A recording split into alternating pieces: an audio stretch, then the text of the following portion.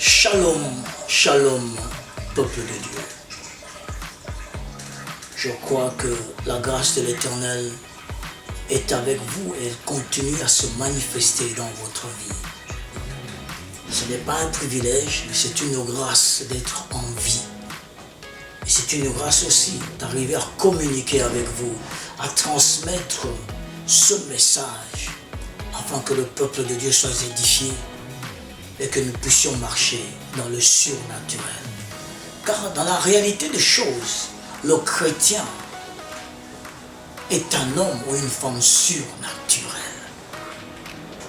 En lui, il y a le surnaturel, l'Esprit de Dieu. Je suis votre humble serviteur, l'apôtre Jean-Jacques Ananda. N'oubliez pas de vous abonner.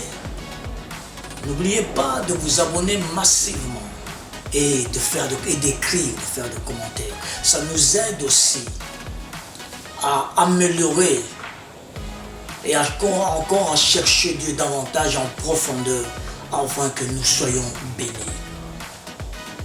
Nous sommes au temps de l'Esprit, au temps de la manifestation extraordinaire de la personne du Saint-Esprit. Comme je le disais, sans le Saint-Esprit, on ne peut rien faire. Sans le Saint-Esprit, il n'y a pas le surnaturel.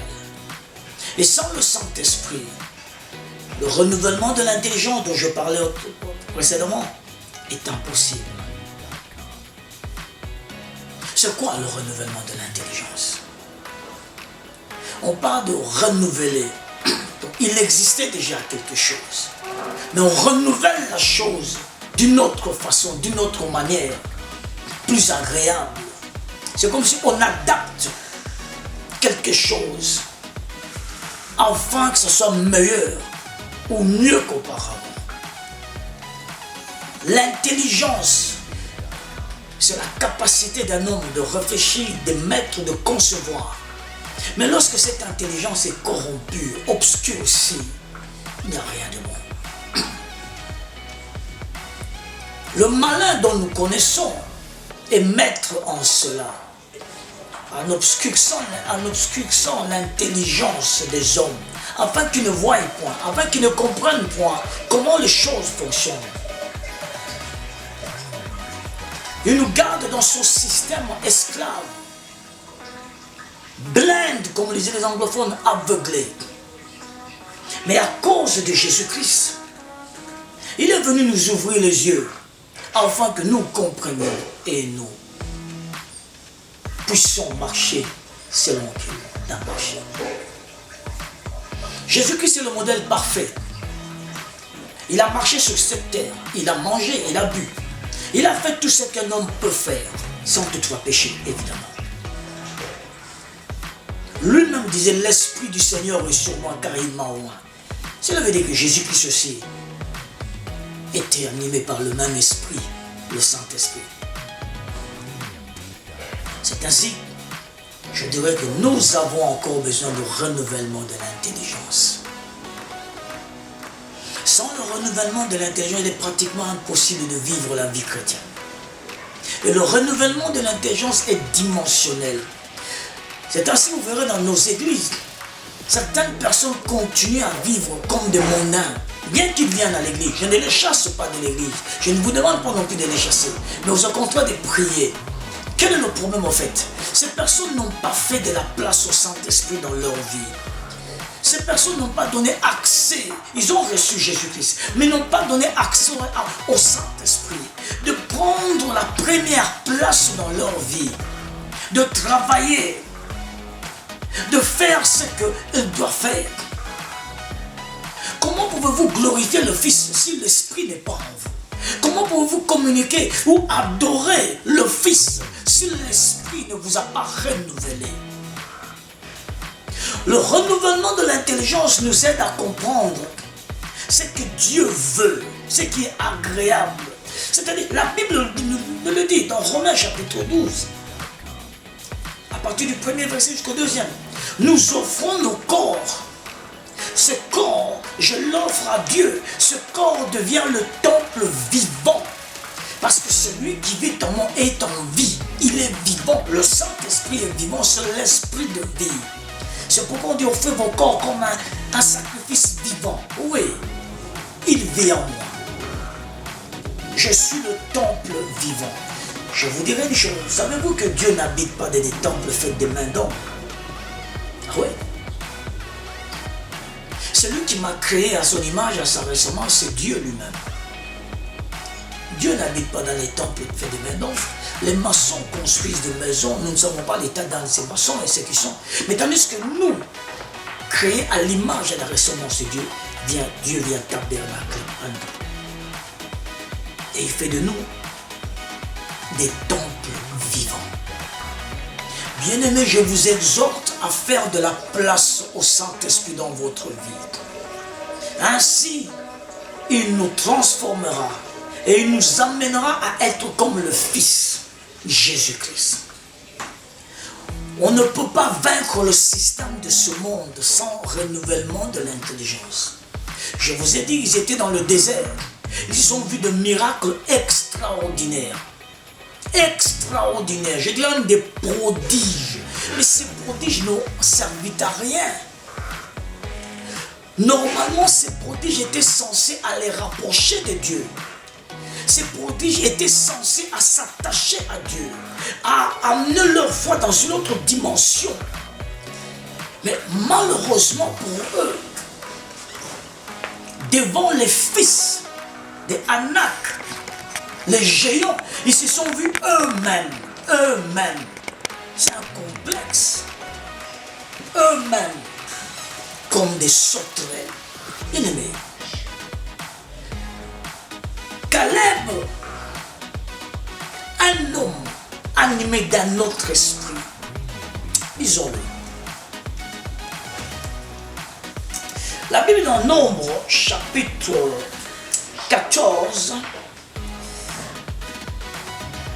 à partir du 20e verset. Et l'Éternel dit, je pardonne comme tu l'as demandé, mais je suis vivant. Et la gloire de l'Éternel remplira toute la terre. Le 22e verset. Tous ceux qui ont vu ma gloire. Oh, ça c'est intéressant ça. Tous ceux qui ont vu ma gloire et les prodiges que j'ai faits en Égypte et dans le désert, qui m'ont tenté déjà 10 fois et qui n'ont pas point écouté ma voix. 23. Tous ceux-là ne verront point le pays que j'ai juré à leur père de leur donner. Tous ceux qui m'ont méprisé ne le verront point. Et parce que mon serviteur Caleb a été animé d'un autre esprit et qu'il a pleinement suivi ma voix, je le ferai entrer dans le pays où il est allé. Et ses descendants le posséderont. Amen. C'est la parole de Dieu. C'est la parole de Dieu. Ils ont vu des prodiges.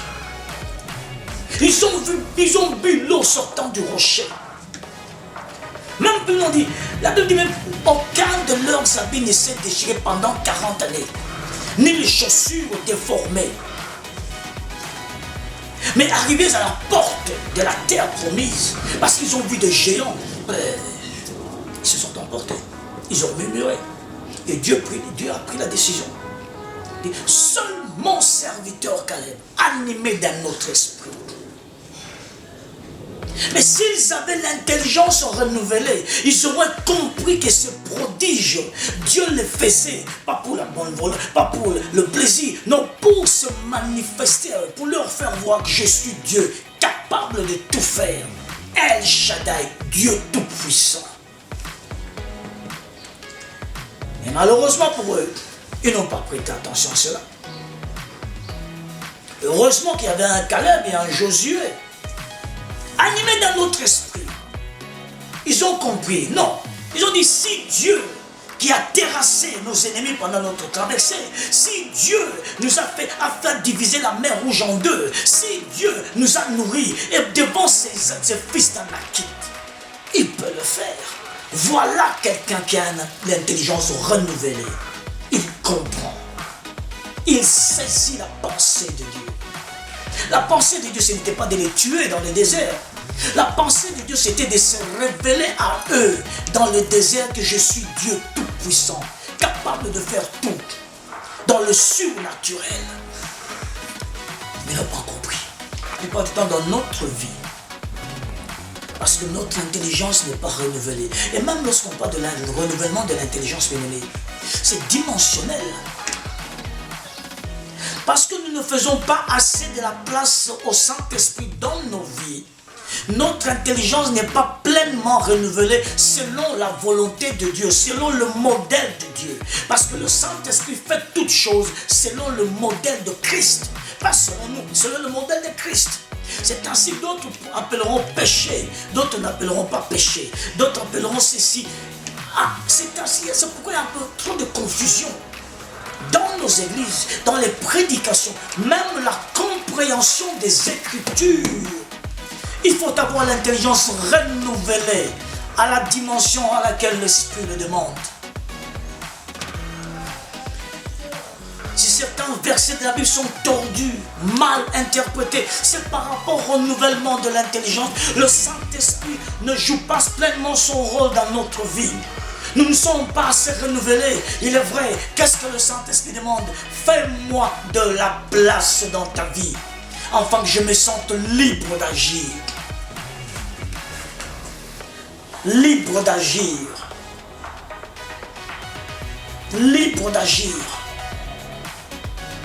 Il vient nous communiquer la nature divine. Et cette nature divine va de gloire en gloire, dimension après dimension, afin d'avoir la plénitude du Fils, comme le Fils. C'est là la mission du Saint-Esprit. Les Sadducéens avaient leur façon de voir les choses. Les pharisiens avaient leur façon de voir les choses. C'est ainsi que Christ était différent d'eux. Son enseignement était différent. Il marchait différemment. Son intelligence était renouvelée. C'est tout ce qu'il nous demande. Pour marcher sur cette terre, dans le surnaturel, nous devons avoir l'intelligence renouvelée selon l'Esprit et à la dimension à laquelle le Saint-Esprit désire que nous soyons réellement renouvelés.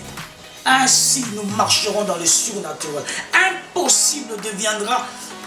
Le mot impossible n'existera plus dans notre existence. Parce qu'avec le renouvellement de l'intelligence, nous serons placés au-dessus du système. Le système veut que tout le monde soit pourri. Mettez-moi le terme. Le système veut que tout le monde divorce, par exemple. Le système veut que tout le monde se comporte comme tout le monde. Non. Nous avons un modèle. Et celui qui nous aide à marcher, c'est le Saint-Esprit de Dieu. C'est l'Esprit de Dieu en nous. C'est pas pour rien que Dieu a permis que le Saint-Esprit soit en nous. C'est pour nous transformer, travailler notre être vivant. Caractère, ressembler à Christ. Le renouvellement de l'intelligence est capital, bien-aimé. J'insiste en que capital. Sans renouvellement de l'intelligence, nous ne comprendrons pas Dieu, ni sa façon de parler, ni sa façon d'agir. C'est ce qui s'est passé dans le désert avec le peuple hébreu. Tous ces miracles n'ont servi à rien. Dans nos vies, c'est pareil aussi. D'une manière ou d'une autre, nous vivons l'extraordinaire de Dieu. Dieu se manifeste dans nos vies, dans nos églises, dans nos nations, par des miracles. Mais à quoi servent ces miracles de nos vies si nous ne pouvons pas comprendre Dieu? Ils ont manqué la terre promise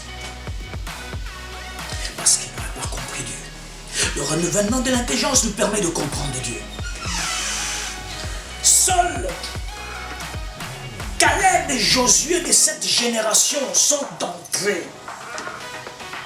Ils étaient le reste. Là, je reviens encore. Seul un reste est entré. C'est comme si on parlait il n'y a qu'un seul. Il n'y a que le reste qui a été renouvelé. Un reste est entré dans la terre promise. Parce qu'ils avaient compris Dieu. Ils avaient l'intelligence complètement renouvelée. Ouais. Les miracles servent à nous rapprocher de Dieu, à nous attacher à Dieu, à avoir confiance en Dieu. Le renouvellement de l'intelligence nous place au-dessus des événements. Avec le renouvellement de l'intelligence, ma soeur, mon frère, tu ne regarderas pas le problème tel que tu le vois. Tu le regarderas par rapport à Christ, puisque l'Esprit représente Christ en nous. Tu réfléchiras comme Christ réfléchit. Tu agiras comme Christ agit, parce que tu as l'intelligence renouvelée. Tu ne tergiverseras plus. Mais au contraire, ce sera l'assurance. Fais-lui de la place dans ta vie. Et ta vie ne sera plus la même. Toi qui vis en Europe, toi qui vis aux États-Unis, toi qui vis aux États-Unis, en Afrique, par-ci, par-là, le système est installé. Mais pour overcome les systèmes, comme disent les anglophones, pour dépasser, surpasser au-dessus du système, nous avons besoin de renouvellement de l'intelligence. Faire de la place au Saint-Esprit. Avec cela, nous comprendrons les Écritures et faire la volonté parfaite de Dieu. En d'autres termes, sans renouvellement de l'intelligence, on ne peut pas être agréable à Dieu. On ne peut pas faire quelque chose de bon à Dieu. Parce qu'on ne comprend pas. Mais avec le renouvellement de l'intelligence, on comprend. Mais maintenant, vous allez me poser la question, mais bien-aimé homme de Dieu, tu parles de faire de la place. Comment lui faire de la place? C'est l'une des questions très importantes. Je crois que nous l'expliquerons dans notre prochaine émission. Comment lui faire de la place dans notre vie, afin qu'il règne. Je vous avais dit, le Saint-Esprit est comme un bébé qui désire la première, la primauté dans ta vie. La Bible dit au commencement Dieu, tout comme au commencement l'Esprit, le Saint-Esprit de Dieu. Le Saint-Esprit, ce n'est pas un esprit policier, ce n'est pas un gendarme, ce n'est pas un dictateur. C'est un esprit doux, c'est une personne doux, agréable et tendre. Bien aimé, il faut le connaître pour bien vivre. Nous avons besoin du Saint-Esprit vivre dans ce monde. Jésus-Christ savait en disant, je vous enverrai, je prierai le Père, vous enverra un autre consolateur. C'est le Saint-Esprit. Il sait comment nous consoler. Dans nos cœurs, bien aimé, c'est lui qui vit en nous. Il est celui qui connaît nos sentiments, nos émotions, nos sensations, la conscience, tout ce qui est en nous. Parce qu'il nous comprend. Un Dieu, le Saint-Esprit est Dieu, vivant en nous. Il comprend toutes choses. Faisons-lui de la place. Que le Seigneur vous bénisse abondamment. Qu'il continue à se manifester dans votre vie. Je salue tous les bien-aimés d'l'Amérique, de l'Europe, de l'Afrique, tout ce monde, à travers le monde. Nous avons besoin du Saint-Esprit. Nous avons besoin de faire de la place en nous, afin de vivre une vie agréable à Dieu, afin de marcher dans la sainteté comme le désire, afin d'avoir la paix réellement. Vraiment, que Dieu vous bénisse encore davantage. Je prie que l'Esprit vous amène dans les profondeurs de sa présence. Je prie que le Saint-Esprit vous amène dans une autre dimension du renouvellement de l'intelligence extraordinaire, afin de palper ce qu'on n'a pas encore palpé. Bien aimé, chaque génération a un message, a quelque chose de nouveau à dire. Que le Dieu que nous servons vous bénisse et que vos prières soient agréées. N'oubliez pas de vous abonner davantage et de nous écrire. Mon numéro apparaîtra sur l'écran. Votre humble serviteur. Nous sommes une génération dont l'Éternel a besoin. La dernière génération selon Jésus-Christ. Car il a dit cette génération ne passera pas.